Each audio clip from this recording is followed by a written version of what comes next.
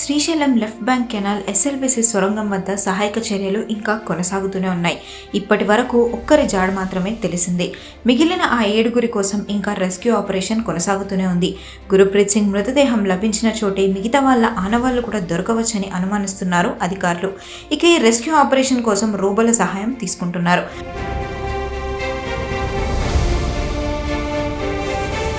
హైదరాబాద్కు చెందిన అన్వీ రోబోటిక్స్ బృందం ఒక రోబోతో టన్నెల్ లోపలికి వెళ్ళింది. రోబోను ఎలా ఉపయోగించాలన్న దానిపై ఒక డెమో కూడా నిర్వహించారు.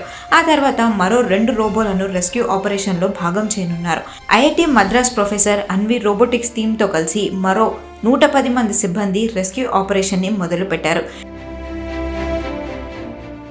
కడావర్ డాగ్స్ గుర్తించిన 2వ స్పాట్లో 7గురి కోసం తవ్వకాలు జరుపుతున్నారు. ఫిబ్రవరి 22వ తేదీన సొరంగం కూల్పోయినప్పుడు చిక్కుకున్న కార్మికులను గుర్తించడానికి అన్ని రకాల ప్రయత్నాలు కొనసాగుతున్నాయి.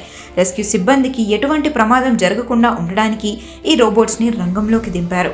అడ్వాన్స్డ్ టెక్నాలజీ ఉపయోగించి సొరంగంలో ప్రమాదకరమైన చోట్లను నావిగేట్ చేయడానికి రోబోటిక్స్ని వాడుతున్నారు. రోబోట్స్తో పాటు ఆపరేషన్ చేపట్టడానికి ప్రభుత్వానికి 4 కోట్ల రూపాయలు ఖర్చవుతున్నాయని రాష్ట్ర నీటిపారుదల శాఖ మంత్రి ఉత్తమ్ కుమార్ రెడ్డి తెలిపారు. రెస్క్యూ ఆపరేషన్స్ ఇప్పటికే సొరంగంలో దాదాపుగా 13.95 కిలోమీటర్లను క్లియర్ చేశాయి. లోపలికి వెళ్లే కొద్దీ ఆక్సిజన్ క్షీణిస్తుంది, నీటి ప్రవాహం ఎక్కువవుతుంది. టనల్ బోరింగ్ మెషిన్ శిథిలాలు వంటి కారణాల వల్ల ఇబ్బందిగా మారింది. అందుకే రెస్క్యూ సిబ్బంది ప్రమాదాల బారిన పడకుండా రోబోలను తీసుకొచ్చారు.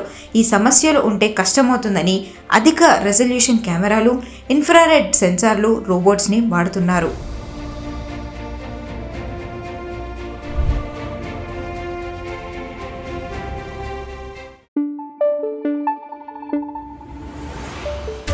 Thank you.